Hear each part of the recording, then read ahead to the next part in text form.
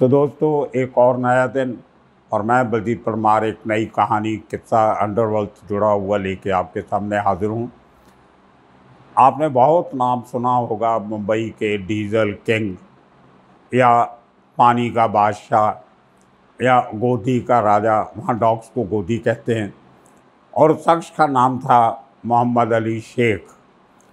बहुत किस्से कहानियाँ उसके साथ जुड़े हुए हैं। कोई 35-40 साल उस आदमी ने मुंबई की डॉक्स पे एक चोर, स्मगलर, बदमाश, दादा और पॉलिटिशियन, कंट्रैक्ट किलर, मतलब कोई ऐसा काम नहीं है जो मोहम्मद अली शेख ने छोड़ा हो। मज़े की बात है कि वो आदमी जो एक ज़माने में जिसने अपना रोटी रोज़ी कमाने का साधन साइकिल को पंक्चर लगाने से शुरू किया था गोदी के बाहर, वहाँ से उठ के वो आदमी ओवर द ईयर्स थोड़े समय में इतना बड़ा गोदी का राजा बन गया, the king of the dogs. कुछ इसी किस्म की कहानी अगर आपको याद हो, मैं अपने कई किस्सों में जिक्र कर चुका हूँ। हाजी मस्तान की भी थी। हाजी मस्तान वीटी स्टेशन के पास एक हज हाउस है जहाँ पे हज करने वाले लोगों की रजिस्ट्रेशन वगैरह, उनके रहने का बंदोबस्त किया जाता है। हज हाउस के पास एक छोटी सी गली में हाजी मस्तान एक साइकिल किराए पे देने वाली और साइकिल रिपेयर शॉप पे काम किया करता था। हाजी मस्तान ने अपनी शुरुआत करियर की मद्रास से आने के बाद बचपन की उम्र में उस साइकिल रिपेयर करने की दुकान से शुरू किया था। कुछ उसी किस्म का किस्सा मोहम्मद अली शेख के साथ भी हुआ। जो घड़ियाल गोदी है, एक वहाँ पे क्लॉक लगा हुआ बहुत बड़ा, क्लॉक को घड़ियाल कहते हैं तो उसको घड़ियाल गोदी कहते हैं। उस गेट के बाहर एक साइकिल रिपेयर शॉप पे मोहम्मद शेख काम किया करता था। और वो बेसिकली वो जो दुकान थी वो पंक्चर लगाने का काम ज़्यादा करती थी। मैं आपको बता दूँ उसकी भी एक अहमियत है।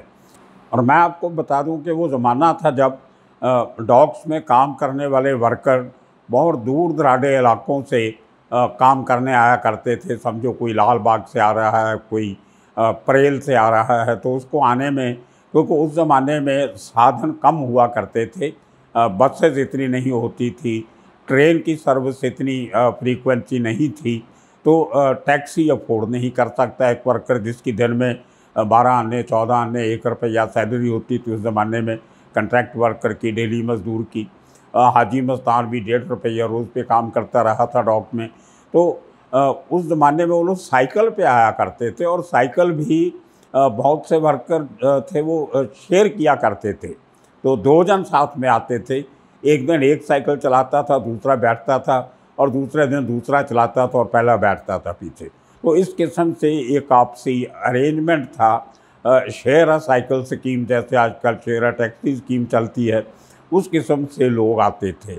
और कई लोग जिनको वापस जाने में लेट हो गई, कभी ओवर टाइम किया, कुछ किया, एक चला गया, तो वहाँ पे साइकिल किराए पे भी मिला करते थे। जिस किस्म की दुकान पे हाजी मस्तान काम करता था तो साइकिल किराए पे लेके चले जाते थे, दूसरे दिन आके दे देना। खैर, इस किस्म के उस साइकिल शॉप से मोहम्मद अली का वास्ता डॉक्स में काम करने वाले वर्कर से पड़ा। और उस ज़माने में जो मुंबई का जो पोर्ट था, पोर्ट ऑफ बॉम्बे, ये हिंदुस्तान का सबसे बिजी पोर्ट था। हज़ारों विदेशी जो शिप आते थे सामान लेके, तो उनका सामान उतारने चढ़ाने के चक्कर में काफ़ी स्मगलिंग का काम शुरू हुआ। हाजी मस्तान ने वहाँ से काम शुरू किया, वरदा राजन ने डॉक्स से काम शुरू किया, करीम लाला ने डॉक्स में काम किया। कोई ऐसा बड़ा स्मगलर या दादा नहीं है मुंबई का जिसने डॉक्स में काम नहीं किया हो। तो इन सब लोगों के बड़े होने के बाद करीम लाला का डॉन बनना, हाजी मस्तान का स्मगलर बनना, वरदा राजन का सब कुछ बनना, डॉन भी, स्मगलर भी और पॉलिटिकल दलाल भी, तो वो एक तरह से मैदान खाली था। जो जगह जो थी वो मोहम्मद अली ने ली, तो मोहम्मद अली के नाम से वो ज़्यादा मशहूर हुआ। तो ऐसा ऐसा करते उस आदमी ने एक नया तरीका ढूंढा स्मगलिंग का। उस अब सोने की स्मगलिंग डॉक से बंद हो गई, दारू की स्मगलिंग डॉक में बंद हो गई। तो अब डॉक में आपने कोई काम करना है तो क्या करोगे? तो दो ही काम बचे थे। एक जो सामान डॉक्स में पड़ा होता लोगों का, किसी के कंटेनर आए, स्टील का कंटेनर आया तभी लोहा भी बाहर से आता था, कोई चावल आते थे, जब को जो भी इम्पोर्ट होता था हिंदुस्तान में तभी कंटेनर भी कम होते थे, गोनियों में बोरियों में ज़्यादा सामान आता था और पैकेजिंग में सामान आता था करगनेटेड बॉक्सेस में। तो उनको तोड़ना, चोरी करना, ये काम जो था ये मोहम्मद अली ने शुरू किया। और स्क्रैप बहुत निकलता था वहाँ से, जो फालतू सामान होता था, शिप रिपेयरिंग होती थी, वो डॉक से अंदर ही शिप रिपेयरिंग वर्कशॉप थी, मझगाँव डॉक पे रिपेयर होती थी, दूसरे बंदर पे रिपेयर होती थी। तो वहाँ से जो स्टील, आयरन, तार वगैरह, इलेक्ट्रिक वायर्स, ये उनमें से भी अंदर से तांबा वगैरह निकलता है, वो बिकता था। तो वो उसको, जिसको बंगार बोल देते हैं हम, वो सब से शुरू करके मोहम्मद अली ने एक अच्छी खासी अपनी चोरों की आर्मी बना ली। उस ज़माने में कहते हैं कि 300 साढ़े 300 जो गोदी चोर थे, डॉग थीव्स थे, वो मोहम्मद अली की रोल्स पे थे। उनकी हाजिरी लगती थी और उनको रोज़ के पैसे दिए जाते थे। उनका इकट्ठा किया माल बेच के ऊपर की कमाई सारी मोहम्मद अली रखता था। लेकिन सबसे ज़्यादा नाम उसे और पैसा वो कमाया डीजल चोरी में से। जो बड़े जहाज़, जो बल्क कैरियर्स होते हैं, वो जब फ़ॉरेन से आते हैं बड़े बड़े जहाज़, तो उनके मल्टीपल इंजन होते हैं जहाज़ में, एक से ज़्यादा इंजन होते हैं।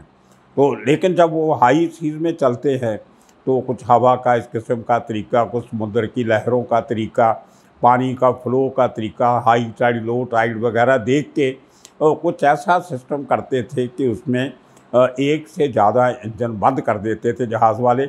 उसमें उनका जो डीज़ल था वो बचता था। वो बड़ा हाई क्वालिटी डीज़ल होता है समुद्री जहाज़ों का। उसमें जितनी मार्जिन ऑफ प्रॉफिट बहुत होता था, क्योंकि बाहर तेल बहुत सस्ता था। ये जो जहाज़ थे ये गल्फ़ कंट्रीज़ में पूरा अपने टैंक भर लेते थे। स्पेयर टैंक्स होते थे, इमरजेंसी टैंक, वो भी भर लेते थे। और बॉम्बे में आके उतना तेल जो था हाई सीज़ में वो बेच दिया करते थे जितना उनको नहीं चाहिए होता था।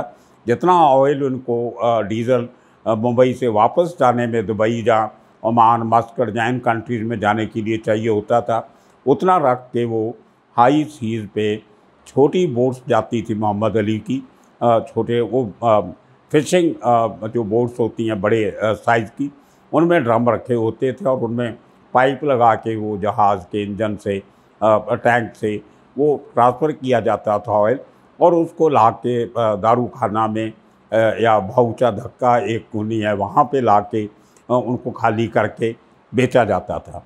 और इसी तरह जो मछुआरे हैं, जो फिशिंग करने जाते हैं, उनकी बम्बई के इर्द गिर्द कोई 20-22 जेटीज़ हैं जहाँ पे फिशिंग ट्रॉलर, फिशिंग बोट्स छोटी बड़ी खड़ी रहती हैं। उनको हिंदुस्तान पेट्रोलियम, भारत पेट्रोलियम और इंडियन ऑयल का जो डीज़ल है वो कंसेशनल रेट्स पे मिलता है। मार्केट प्राइस से तकरीबन आधी कीमत पे उनको डीज़ल मिलता था। वो उनको ये एक सब्सिडी सरकार की तरफ से मिलती थी, और वो लोग अपना नकली वाय दिखाते थे कि आज हम अपनी बोट लेके निकले, इतना डीज़ल गया। वो जो हिंदुस्तान पेट्रोलियम वगैरह से जो तेल खरीदते थे वो भी उनको उतनी ज़रूरत नहीं होती थी, वो भी ब्लैक में अपना थोड़ा मार्जिन रख के मोहम्मद अली को बेच दिया करते थे, और मोहम्मद अली उसको आगे डिफरेंट पेट्रोल पंप्स को और ट्रक ऑपरेटर्स को बेच दिया करता था। तो ये इसका एक मेन धंधा था। पानी का बादशाह उसको इसलिए कहते हैं कि उसको जो बॉम्बे डॉक्स के 3 तरफ जो समुंदर है, उसके समुद्री रास्ते जो होते हैं, जहाज़ों का आने का रास्ता होता है, जहाँ से शिप को पायलट करके टग बोट जो है वो पायलट बन के उनको लेके आती है उस रास्ते से, कहाँ पे कितनी डेप्थ है पानी की, क्योंकि बड़े जहाज़ के लिए नीचे उसको डेप्थ ज़्यादा चाहिए होती है। अगर नीचे जो समुद्र की सतह है वहाँ पे कहीं पत्थर हो गए या रॉक्स होगी या मड होगी नीचे किनारे पे, तो वो जहाज़ फंस जाएगा। तो वो पूरी स्टडी मोहम्मद अली ने इतने सालों में कर रखी थी, उसको रास्ते मालूम थे। तो यहाँ तक उसको मालूम था कि वो तारे सितारे चंद्रमा वगैरह देख के अंदाज़ा लगा देता था कि आने वाले 3-4 घंटे में समुद्र शांत रहेगा। तो अपनी बोट लेके उसने चले जाना और डीजल निकाल के 4 घंटे में वापस। तो ये ज़्यादा काम जो होता था ये रात को होता था। और इनकी डेयरिंग देखिए, 2-3 इंस्टांसेस ऐसे हुए कि जो हमारे जो हाई सीज़ में जो तेल निकालने के जो प्लेटफॉर्म्स हैं, ONGC के हैं या दूसरी कंपनीज़ के हैं, जहाँ से तेल समुद्र से निकलता है, वहाँ से निकला पाइपलाइन से वो तेल जो है समुद्र के नीचे पाइप से वो शोर पे आता है और वहाँ से आगे ट्रांसपोर्ट होता है। तो कई बार इन लोगों ने वो पाइपलाइंस को पंक्चर करने की भी कोशिश की और बड़ा जोखिम भरा काम होता था। तो इस किस्म के ढेर कारनामे भी मोहम्मद अली ने किए। और वो पाइप्स जो अंडरग्राउंड पाइप्स डॉक्स के अंदर जो भारत पेट्रोलियम की और हिंदुस्तान पेट्रोलियम की, इंडियन ऑयल की जो ज़मीन के नीचे से जाती थी रिफाइनरीज से, जो चबूर में रिफाइनरीज हैं, वहाँ से जो तेल आता था डीजल पेट्रोल वो अंडरग्राउंड पाइप से आता था। उनको भी ये लोग पंक्चर करके कनेक्शन लेके एक छोटी सी जगह पे वहाँ से वो सरकारी डीजल भी अंडरग्राउंड पाइपलाइन को पंक्चर करके उनका कनेक्शन लेके वो भी ओपन मार्केट में बेचते थे। मुझे मालूम है सेवड़ी इलाका में कुछ ऐसी जगह थी जहाँ पे आधे रेट पे डीजल और पेट्रोल मिल जाता था और पूरा दिन वहाँ पे लाइन लगी रहती थी प्राइवेट कार वालों की, ट्रक वालों की, बस वालों की, टेम्पो वालों की, वहाँ से वो सस्ता डीजल पेट्रोल ख़रीदना। वो पूरे का पूरा रैकेट जो था वो मोहम्मद अली, जो डीजल किंग के नाम से भी मशहूर था, वो चलाता था। अब मैं उसके आपको कुछ किस्से सुनाता हूँ कि मोहम्मद अली इतना बड़ा आदमी बना तो किस बलबूते पे बना। चोरों की आर्मी के साथ साथ उसके पास वो 3-4 दर्जन हार्ड कोर क्रिमिनल भी रहते थे, जो चाकू छुरा मारना, सरिये से अटैक करना, गोली भी चलाना। तो इस किस्म के लोग रखे होते थे ताकि दूसरा कोई गैंग जो है वो डॉग्स में सक्रिय ना हो सके, एक्टिव ना हो सके, उसकी एक मोनोपोली चलती रहे। तो जो आदमी भी उसके ख़िलाफ़ डॉग्स में खड़ा होता था उसको रास्ते से हटा दिया जाता था। ये मोहम्मद अली का एक फार्मूला था कि आदमी बराबर खड़ा नहीं होना चाहिए, ये खड़ा होगा तो 10 और खड़े होंगे और मेरा धंधा चौपट हो जाएगा। तो उसने अपने इन धंधों के लिए अब इतनी बड़ी आर्मी को रखना है, उनका सेहत संभाल करनी है, तो उसने एक चेन ऑफ गेस्ट हाउसेस बनाई हुई थी। बॉम्बे डॉक के किनारे से लेके थाना, बेलापुर, कल्याण, जो मुंबई से सटे हुए नावा शेवा, जहाँ जहाँ कहीं बोट्स आने जाने का, जहाँ ट्रांसपोर्टर्स के अड्डे हुआ करते थे, ट्रांसपोर्टर के सेंटर्स हुआ करते थे, वहाँ पे इसने 25, 30, 40 कमरों वाली बहुत सारी लॉजेस खोल के रखी हुई थी। अपनी मालिक था सब लॉजेस का। उसके दो इसको फ़ायदे होते थे, एक तो इसको अपने आदमी रखे जाते थे, वांटेड क्रिमिनल को छुपने का सहारा मिलता था, और वहाँ पे जो लोग रहते थे बाहर के आदमी आके भी उनका किराया भी आता था, और बड़े बड़े जो ऑफिसर्स थे उनको उनकी सेवा करने के लिए लॉजेस का इस्तेमाल किया जाता था। उनको वहाँ दारू का बंदोबस्त, उनके रहने का बंदोबस्त, लड़कियों का इंतज़ाम, डांस मुजरे का इंतज़ाम, मतलब हर किस्म की एंटरटेनमेंट के साधन मोहम्मद अली रखता था कस्टम वालों को और पुलिस वालों को खुश करने के लिए। और करते करते इसका एक आदमी आकर में हिम्मत करके इसके बराबर खड़े होने की कोशिश करने लगा। उसका नाम था चांद भाई मदार, शेख उसका भी सरनेम था, वो साउथ का था। उसके साथ एक रहमान करके दूसरा आदमी था बलबारी। तो ये उन दोनों ने भी एक पैरेलल डीजल का चोरी का सिस्टम बनाया। मदार फिज़िकली बहुत तगड़ा था, उसके बारे में मशहूर था कि उसकी जो बॉडी है वो इतनी मजबूत थी कि उसके चाकू से वार करो तो चाकू टेढ़ा हो जाएगा, अंदर नहीं जाएगा उसकी बॉडी के। मैं उसको मिला हूँ बहुत बार। वो आदमी वाकई ही वो जो था वो ऐसे लगता था जैसे पत्थर का बुत बना हो, इंसान नहीं हो। तो उस आदमी ने इसके सामने खड़े होने की हिम्मत की। 3-4 बार मोहम्मद अली ने उसके ऊपर अटैक करवाए, लेकिन हमेशा बच गया, उसको चोट ही नहीं लगती थी। और अंत में एक बार उसको मोहम्मद अली ने अपना असर रसूख जो उसका था उसको चलते हुए कॉफ़ी पोसा का ऑर्डर जो था वो चांद के ख़िलाफ़ निकाल दिया। अब कॉफ़ी पोसा मैंने पिछले एपिसोड में ज़िक्र किया था कि उसकी अपील होती है, तो वहाँ पे डॉक्स में मैंने एक वीडियो में आपको बताया था, एक सलीम खबरी नाम का आदमी हुआ करता था। मेरे हिसाब से मुंबई का सबसे बड़ा खबरी वही था, और कहीं ना कहीं उसमें काफ़ी सारी ईमानदारी भी थी, रिलेशनशिप रखने का तरीका था, कुछ देश का ख्याल भी रखता था। हर कोई ऐसा बड़ा एंटी स्मगलिंग एक्सपर्ट नहीं होगा मुंबई का, LD अरोड़ा से लेके दयाशंकर तक, या दो ही फोड़े तक, या पुलिस कमिश्नर तक, या DG ऑफिस तक उसके सोर्सेज थे।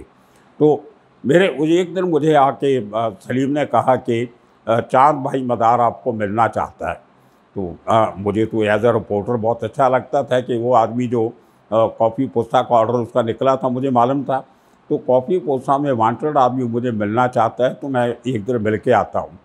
तो मैं चर्चगेट स्टेशन के साथ एक जो एक सिनेमा है वहाँ पे कबाटाज का, उस सिनेमा के बैक साइड में एक रेस्टोरेंट था, उसके मेज़ानिन फ्लोर पे उसने मीटिंग रखी। और मैं हैरान हो गया कि मैं तो मदार को मिलने गया था, चांद भाई मदार को, लेकिन उसके साथ येलो गेट पुलिस स्टेशन का यूनिफॉर्म में एक पुलिस ऑफिसर बैठा था। जिस पुलिस ऑफिसर का काम थी, उसके पास उसका कॉफ़ी पोसा डिटेंशन का ऑर्डर पड़ा था उसके टेबल पे ऑफिस में, और वो आदमी रेस्टोरेंट में मदार के साथ बैठ के बियर पी रहा है। और मुझे उसकी इंट्रोडक्शन करवाई गई, मैं उस ऑफिसर को पहली बार मिला था। तो चांद भाई ने बोला कि ये आदमी को मैं पुलिस स्टेशन को 1 लाख रुपया महीने का देता हूँ ताकि मुझे पकड़ा नहीं जाए, तो प्लीज़ आपके जो स्पेशल सेक्रेटरी होम है जिनके पास मैंने अपील कर रखी है ये कॉफ़ी पोसा का ऑर्डर ख़त्म करवाने की, वो आपके मित्र हैं, आप उनको बोल के किसी तरह मेरा काम करवा दीजिए। मैंने कहा भाई मैं ऐसे कामों में दखल नहीं देता, मैं आपको वकील का सजेस्ट कर सकता हूँ कि आप ये वकील कर लो जो ऐसे केसेस लड़ता है। तो मैंने एक वकील का नाम बता दिया, लेकिन मैं आपकी कोई सिफारिश नहीं करूँगा। तो मुझे ये था कि एक आदमी का किसी का काम होता है तो आगे मेरा सोर्स बना रहेगा, आने वाले ज़माने में मुझे खबरें देगा। तो मैंने उसको वकील का नाम बताया, और वो देखिए कि वो ऑफिसर जिसका काम उसको पकड़ना था वो उसके साथ बैठ के रेस्टोरेंट में बियर पी रहा है और उसको छुड़ाने की तरकीब सजा रहा है। और unfortunately that officer died in जो कसाब के साथियों ने अटैक किया था, VT स्टेशन पे उसकी मौत हो गई थी। आज वो उसको शहीद भी कहा जाता है। खैर, तो ये चांद की दुश्मनी मोहम्मद अली से उसके ज़्यादा और बढ़ गई, और अल्टीमेटली ये हुआ कि एक दिन चांद को एक मनामा होटल है VT के पास, जहाँ पे GPO है मुंबई का सबसे बड़ा पोस्ट ऑफिस, उसके लगती गली में मनामा होटल है। वो मनमोहन सिंह बेदी मेयर हुआ करते थे मुंबई के, उनका वो होटल है, नीचे रेस्टोरेंट भी है, ऊपर रहने के कमरे हैं। वो मनामा होटल से निकला बाहर तो इसको गोलियां मार के चांद मदार को मोहम्मद अली ने मरवा दिया। उसके केस में मोहम्मद अली जेल में गया, आर्थर रोड जेल में 1.5 महीना बंद रहा। वहाँ का एक छोटा सा किस्सा सुना के मैं आज की वीडियो बंद करूँगा। जेल में इसको रहना अच्छा नहीं लग रहा था, तो एक दिन रात को शाम को जब जेल की गिनती हो रही थी कैदियों को वापस बैरक में भेजने की, तो पता चला कि जो मोहम्मद अली है वो गुल है। तो सारी रात उसको ढूंढते रहे। सुबह 4-5 बजे देखा तो जेल की दीवार के कॉर्नर में गटर था बहुत बड़ा, जहाँ से पूरा जेल का पानी, किचन का पानी, वो बड़ी पाइपलाइन से गटर में जाता था। उस गटर से निकला, सुबह पूरी रात गटर में बैठा रहा। बाहर निकला तो इसके सब गंदे कपड़े पूरा गटर के गंदगी से भीगा हुआ, और उससे इसको काफ़ी जो सांस लेने में तकलीफ़ होने लगी। हॉस्पिटल लेके जाया गया। इतना तेज़ शातिर आदमी था कि जेल से निकलने के लिए आधी रात वो गटर में बैठा रहा गंदे पानी में, और वहाँ से निकल के हॉस्पिटल गया। अभी खैर उसके बहुत और किस्से हैं, मैं आपको बाद में सुनाऊँगा। अभी मई की 25 तारीख को इसी साल उसको कोविड हुआ, और उसी चक्कर में उसको हार्ट अटैक आया और उसकी डेथ हुई। और 2009 में उसने इलेक्शन भी लड़ी थी बहुजन समाज पार्टी की। खैर बहुत सारे किस्से हैं, फिर कभी सुनाऊंगा। आज के लिए इतना काफ़ी। आप सबका शुक्रिया, धन्यवाद।